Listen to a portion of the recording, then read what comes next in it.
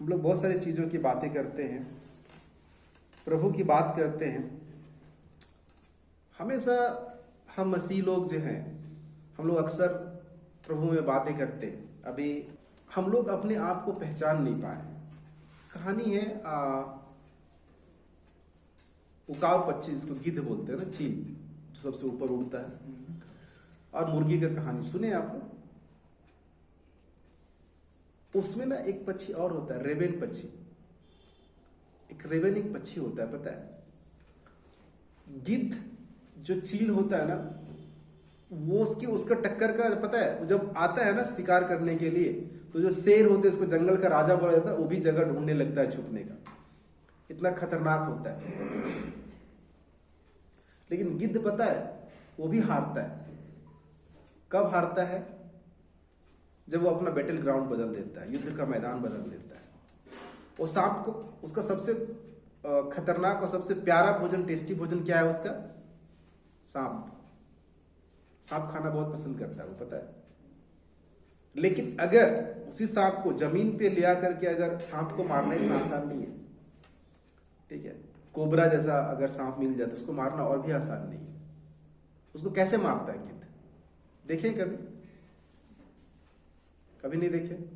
गिद्ध का ना एक आदत होता है, चील का एक आदत होता है। वो सांप को उठाएगा और लेके उड़ जाएगा ऊपर, और जब ऊपर सबसे ऊपर चला जाएगा, उसके बाद उसको छोड़ देगा, सांप को छोड़ देगा। वो आधा रास्ता आएगा, फिर से आके बीच में पकड़ेगा चील उसको, फिर से लेके जाएगा ऊपर और फिर से छोड़ देगा उसको, जब तक वो मर नहीं जाता है। लेकिन वो धरती पे आके अगर लड़े ना, तो गिद्ध हार जाएगा वहां पे। और उसके बाद जो मैं रेवेन पक्षी की बात कर रहा हूं, रेवेन पक्षी एक ऐसा पक्षी है जो हमेशा गिद्ध के पीठ पे जाके बैठता है। वो हमेशा गिद्ध के पीठ पे जाके बैठने का आदत है उसका। और गिद्ध पता है क्या करता है? कुछ नहीं करता है उसको इतना ऊपर लेके चला जाता है, इतना ऊपर जाके उड़ता है ना वो, कि उसका ऑक्सीजन लेवल कम हो जाता है। वो रेवेन पक्षी खुद मरने लगता है, तलाश में वहां से कूद जाता है। मतलब क्या है ना, कि हम लोग जो है ना, हम लोग अपने आप को अभी तक पहचाने नहीं। हम लोग अभी तक मुर्गी समझ के अपने आप को बैठे हुए हैं। परमेश्वर आपको गिद्ध बनाना चाह रहा है, उकाब पक्षी बनाना चाह रहा है। उसका नजर बहुत दूर तक होता है। अगर वो कितना भी ऊपर आसमान में उड़े ना, तो एक बार में वो अपना शिकार को देख लेता है। आकर के झपट्टे में लेके चला जाएगा। बकरी के बच्चा तक को उठा के लेके चला जाता है, बड़ा बड़ा जानवर को उठा के लेके चला जाता है। हिम्मत नहीं उसके सामने किसी को खड़ा रहने का। बाइबल में उकाब पक्षी का जिक्र भी किया गया है। लेकिन हम लोग उकाब पक्षी कब बनेंगे? हम लोग को उकाब पक्षी बनना है। अगर चाहते हैं कि हमारा जो बैटल ग्राउंड है बदले, हमारा मोहल्ला बदले, हम बदले, हमारा समाज बदले, तो बदलना होगा। और इसको बदलने के लिए सबसे पहले क्या होना होगा? एक मन होना होगा। आज मैं एक मन के बारे में बात करूंगा। एक मन क्या है? एक मन का मतलब क्या होता है, ये बता सकते हैं? और एक मन में क्या होता है, बताइए कोई भी। एक मन का मतलब क्या होता है, बोल सकते हैं? एक मन का मतलब यह कि कोई भी चीज कर रहे हैं तो एक काम ही करें, सब एक मन से। सब एक काम करें, एक मन से करें। सहभागी। सहभागी। सहभागी is not a good word. सहमति इज द राइट वर्ड। सहभागी is not a good word. सहमति सही शब्द है। तो अगर मैं एक सवाल करूं कि आज की कलीसिया में, आज के चर्च में सबसे ज्यादा जरूरत किस चीज की है? एक मन, एक सहभाग, एक मन। हाँ, आप समझ रहे, एक मन, एक स्वर, एक आशा। हम सिर्फ एक मन की बात कर रहे हैं। जो रोमियो 5:13 से जो कहता है, मैं उसी को लेकर बात कर रहा हूँ। लेकिन मैं पूरा नहीं पढ़ रहा हूँ उसको। मैं कहीं मौका मिला तो मैं एक आवाज क्या होता है वो भी बताऊंगा, एक आशा क्या होता है मैं वो भी बताऊंगा। तीन चीज एक साथ आता है। एक मन, एक आशा और एक आवाज मसीह में होना चाहिए। आज मैं सिर्फ एक मन की बात करूंगा कि एक मन क्या होता है, एक मन के बारे में क्या समझते हैं आप। एक मन, आज अगर हम देखें कलीसिया में सबसे ज्यादा अगर किस चीज का जरूरत है, तो किस चीज का जरूरत है? एक मन होने का। क्यों? हम एक मन नहीं हैं।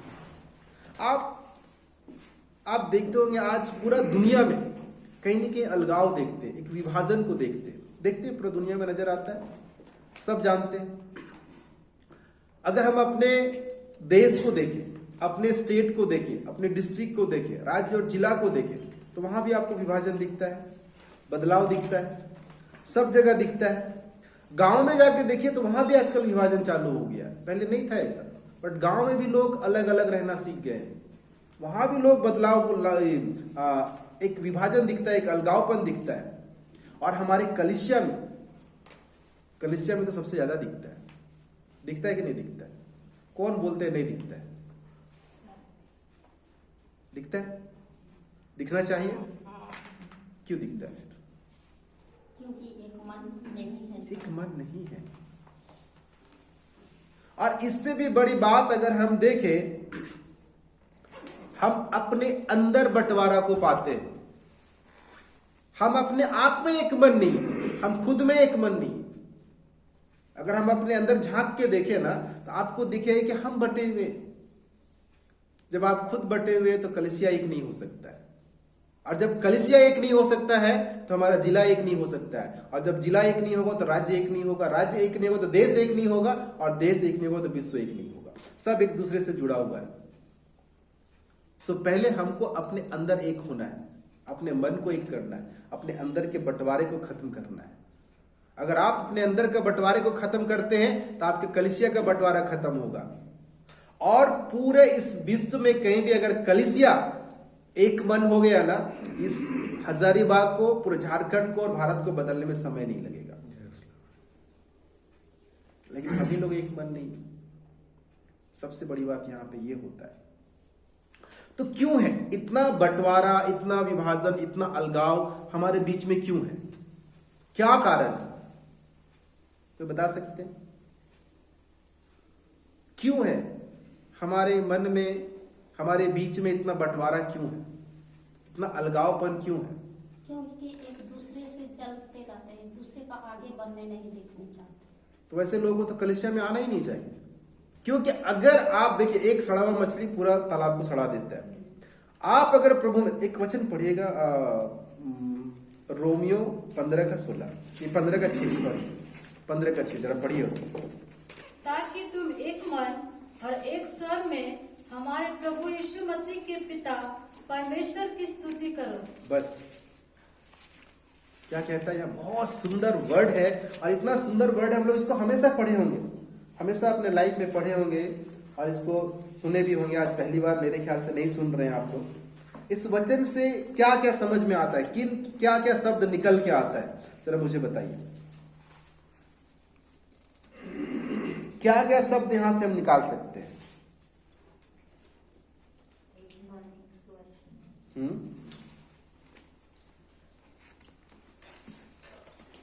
एक मन एक स्वर।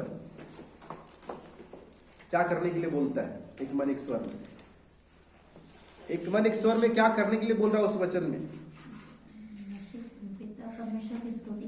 पिता परमेश्वर की स्तुति करने के लिए। हम लोग यहाँ किस लिए आते हैं? जब एक मन नहीं है तो फिर आना नहीं चाहिए हमको यहाँ पे। क्योंकि हम जब परमेश्वर की स्तुति कर रहे हैं, और जब परमेश्वर की स्तुति कर रहे हैं और मेरा मन ही नहीं मिल रहा है, तो हम क्यों आएंगे? हम यहाँ किस लिए आते हैं? चर्च में बिरयानी खाने के लिए नहीं आते। पास्टर बहुत अच्छा से पुचकार के रखे आपको इसके लिए नहीं, जरूरत नहीं है। आप यहाँ आते हैं, हम यहाँ आते हैं क्योंकि हम सबको एक आशा है कि हम स्वर्ग में मिलेंगे। अगर वो आशा नहीं है तो फिर हम क्यों आएंगे कलीसिया? इससे अच्छे तो बाहर के लोग हैं जो प्रभु में नहीं है। आप वहां जाइए, मस्ती कीजिए, आधा इधर आधा उधर रहने से बेहतर है कि एक जगह रहिए। जिस गढ़ को हम गिराने की बात कर रहे हैं, उस गढ़ में हम शामिल होने के लिए जा रहे हैं, और हम प्रार्थना करेंगे प्रभु वो गढ़ गिर जाए। क्या आपको लगता है कि वो गढ़ गिरेगा? कभी नहीं गिरेगा। हम उसमें जाके सम्मिलित हो रहे हैं, उस जगह में सम्मिलित हो रहे हैं। एक मन जहां होना चाहिए वहां नहीं है, जहां एक मन नहीं होना चाहिए वहां एक मन। वो लोग कोई पूछेगा भी नहीं आपको, बट हम वहां जा रहे हैं, हम वहां एक मन होने के लिए आपके साथ। अरे जहां एक मन होना है वहां एक मन होइए ना, वो काम आएगा। यहाँ परमेश्वर बोलता है एक मन, आप एक जगह जमा हुए, एक मन होकर के परमेश्वर की उपस्थिति में आइए, परमेश्वर की स्तुति कीजिए। क्योंकि मसीह का जो एक देह है ना, वो क्या बताता है? एक मन होने के बारे में बताता है। हम लोग कौन है? मसीह की देह है। अब वैसे देह का फायदा है क्या? दोनों हाथ अलग अलग चल रहा है, दोनों पैर अलग अलग चल रहा है। मुंह खाना खाओ, पेट बोलेगा हम खाना स्टोर ही नहीं करेंगे। सोचिए क्या हालत हो जाएगा फिर। आज वही हम लोग हैं, हम प्रभु में हैं, एक मन नहीं है। और एक मन नहीं होने के पीछे क्या है ना, बहुत सारा प्रॉब्लम खड़ा हो जाता है। आप अगर पढ़ेंगे उत्पत्ति पढ़ेंगे तो उत्पत्ति में लिखा हुआ है कि, मैं आपको वचन नहीं बताऊंगा, मुझे वो पर्टिकुलर वो पद याद नहीं, अगर अपने को याद हो बता सकते हैं आप।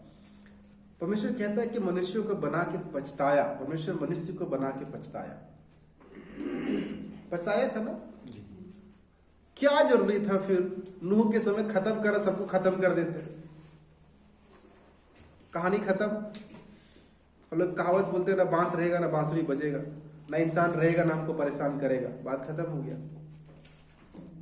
लेकिन उसके बावजूद परमेश्वर ने अपना एकलौता बेटा को दे दिया। क्यों दिया? ताकि हम परमेश्वर के साथ फिर से एक हो सके, जुड़ सके हम। इसलिए तो परमेश्वर जानता है कि इन लोग जुड़ने वाला नहीं है, लेकिन बाइबल बताती है कि जब तक हर एक घुटना नहीं झुकेगा।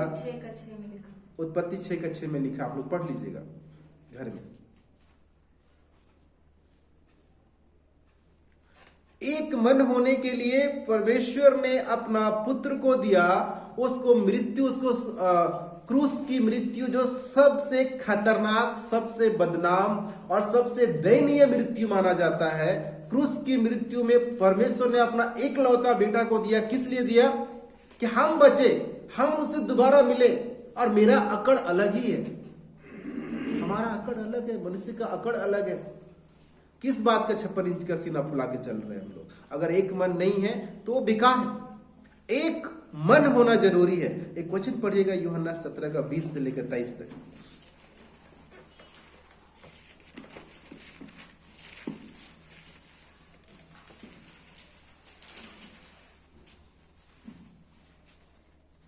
मैं केवल इन्हीं के लिए विनती नहीं करता, परंतु उनके लिए भी जो इनके वचन के द्वारा मुझ पर विश्वास करेंगे, कि वे सब एक हों, जैसा तू हे पिता मुझ में है और मैं तुझ में हूँ, वैसे ही वे भी हम में हों, जिससे संसार विश्वास करे कि तू ही ने मुझे भेजा है। वह महिमा जो तूने मुझे दी मैंने उन्हें दी है, कि वे वैसे ही एक हों जैसे कि हम एक हैं, मैं उनमें और तू मुझ में, कि वे सिद्ध होकर एक हो जाएं, और संसार जाने कि तू ही ने मुझे भेजा, जैसा तूने मुझसे प्रेम रखा वैसे ही उनसे प्रेम रखा। आमीन। देखिए वचन क्लियर है, वचन बड़ा स्पष्ट रूप से हर चीजों को बताता है। यहां पे बहुत सुंदर लिखा है, मैं केवल इन्हीं के लिए विनती नहीं करता, परंतु उनके लिए भी जो इनके वचन के द्वारा मुझ पर विश्वास करेंगे। जो इस वचन के द्वारा मुझ पर विश्वास करेंगे उनके लिए भी। आगे कहता है कि वे सब एक हो। परमेश्वर चाहता है कि हम एक हो, जैसा तू हे पिता मुझ में है और मैं तुझ में हूं, वैसे ही वे भी हम में हो, जिससे संसार विश्वास करे कि तू ही ने मुझे भेजा है। हम किसके लिए प्रार्थना कर रहे हैं? आज यहाँ उपवास प्रार्थना में आए, किसके लिए आए? अपनी जरूरतों के लिए पूरा करने के लिए। कितने लोग अपनी जरूरतों को पूरा करने के लिए आए इस फास्टिंग प्रेयर में? उपवास प्रार्थना अपनी जरूरतों को पूरा करने के लिए नहीं होता है। उपवास प्रार्थना होता है संसार के लिए। हम उन लोगों के लिए प्रार्थना करते हैं क्योंकि हर मसीह के अंदर वो बोझ होता है, मसीह का वो गुण होना चाहिए जो यीशु मसीह के अंदर था। वो गुण हमारे अंदर होना चाहिए कि उसके लिए वो बोझ, वो दर्द मेरे अंदर हो। क्योंकि यहां पे साफ कहता है, जिससे संसार विश्वास करे कि तू ही ने मुझे भेजा है। अगर हम आपस में एक मन नहीं है तो जिस संसार के लिए प्रार्थना कर रहे हैं कि वो आपको जाने, वो कभी जान ही नहीं पाएगा, क्योंकि हम एक नहीं है प्रभु में, हमारा मन एक नहीं है। और जब हमारा मन एक नहीं तो कैसे जानेगा वो? 23 में भी बड़ा अच्छा लिखता है कि मैं उनमें और तू मुझ में, कि ये वे सिद्ध करके एक हो जाए और संसार जाने कि तू ही ने मुझे भेजा है। जब हम आपस में एक नहीं है और हम प्रार्थना कर रहे हैं कि हे प्रभु पूरे दुनिया बचने पाए, दुनिया के एक एक लोग नाश ना हो, और हम आपस में प्रार्थना कर रहे कुछ और दिखा रहे कुछ और, तो यहां से प्रॉब्लम है। ये चीजें प्रॉब्लम क्रिएट करती है, क्योंकि अगर संसार को बदलना है तो पहले ही बोला कि आपको बदलना होगा, आपको अंदर के जो उकाब पक्षी का जो गुण है वो समझना होगा। परमेश्वर जिस तरह से आपको चुना है उस तरह से आपको अपने अंदर की उस ताकत को समझना होगा कि परमेश्वर कितना ताकत आपको दिया है। अगर नहीं समझेंगे तो प्रॉब्लम है। इफिसियों 2:18-19 जरा पढ़िए।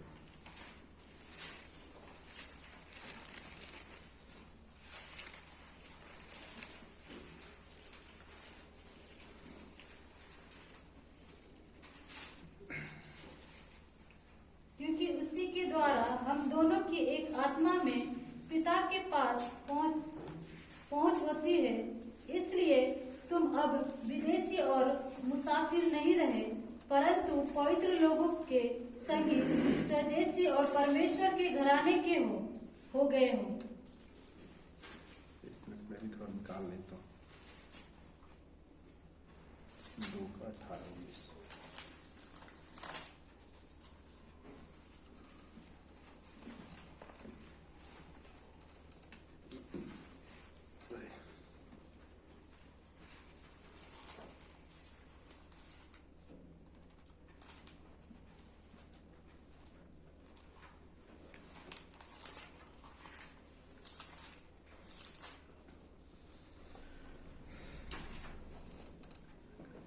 क्योंकि उसी के द्वारा हम दोनों की एक आत्मा में पिता के पास पहुंच होती है। इसलिए तुम अब विदेशी और मुसाफिर नहीं रहे, परंतु पवित्र लोगों के संगी, स्वदेशी और परमेश्वर के घराने के हो गए हो। समझ में आ रहा है वचन? ये बड़ा क्लियर लिखा है यहाँ पे। इसलिए तुम अब विदेशी और मुसाफिर नहीं रहे, परंतु पवित्र लोगों के संगी, स्वदेशी और परमेश्वर के घराने के हो गए हो। 18 में लिखता है क्योंकि उसी के द्वारा हम दोनों की एक आत्मा में पिता के पास पहुंच होती है। पिता के पास कैसे पहुंचते हैं? हम जब एक साथ मिलते हैं तब हम पिता के पास पहुंचते हैं, हमारी आवाज पिता के पास पहुंचती है। और अगर हमारा एक मन नहीं है, मैं कलीसिया में देखता हूं लोगों को हाथ तक नहीं मिलाते बहुत सारे लोग एक दूसरे से, ये गलत है। अगर ऐसा है, आप परमेश्वर को धोखा नहीं दे रहे, उसको धोखा देने वाला बहुत लोग आया, बहुत लोग गया, कुछ नहीं कर सका। लोग अपने आप को धोखा दे रहे, हम सब अपने आप को धोखा दे रहे। हमको लगता है हम उससे नहीं बात करो, मत करो। हम लोग कन्फेशन कर रहे हैं प्रभु यीशु मसीह मुझ में है। अब बाहर चर्च के बाहर निकलने के बाद सबसे पहले कोई बाहर निकलता है तो यीशु मसीह होता है मेरे अंदर से। ये क्या, ये रवैया, ये सोच क्या लगता है आपको कि हम जाएंगे स्वर्ग? वचन के अनुसार से आप सोचिए, अगर ऐसा सोच हमारे अंदर रहा तो क्या लगता है आपको कि हम लोग पहुंच पाएंगे? जिस आशा के साथ हम लोग जी रहे, जिस आशा के साथ प्रभु में हैं, नहीं जा पाएंगे। और ये सोचने वाली विषय है, और सबके लिए सोचने वाली विषय है। आप एकता जो है वो स्वर्ग की एक मिसाल है। स्वर्ग में बाइबल बताती है कि यीशु मसीह जब उनको क्रूस पे जब चढ़ाया जाता तो बोलते अगर मैं प्रार्थना करूं ना तो वहां पे क्या आ जाएगा? अगर मैं एक बार पिता को बोलूं तो क्या आ जाएगा? स्वर्गदूतों की सेना, स्वर्गदूतों की सेना एक बार प्रार्थना करें। मतलब अगर मान लीजिए आज अगर प्रॉब्लम हुआ, चलो ठीक है, मैं हूं, मैं कहीं गया समाचार सुनाने के मेरे साथ प्रॉब्लम हुआ, अभी चर्च में फोन आएगा, सारे चर्च के लोग आएंगे? अधूर यार जाने दो, जाते रहता अपना समझेगा। क्यों? पता है एकता नहीं है। अगर स्वर्ग में एकता नहीं होता तो यीशु मसीह इतना कॉन्फिडेंटली कभी नहीं कह सकते थे। अगर यीशु मसीह को पता होता ना, वो क्यों नहीं बोले कि इतने सारे लोग मेरा मछली और रोटी खाए हैं यहाँ पे।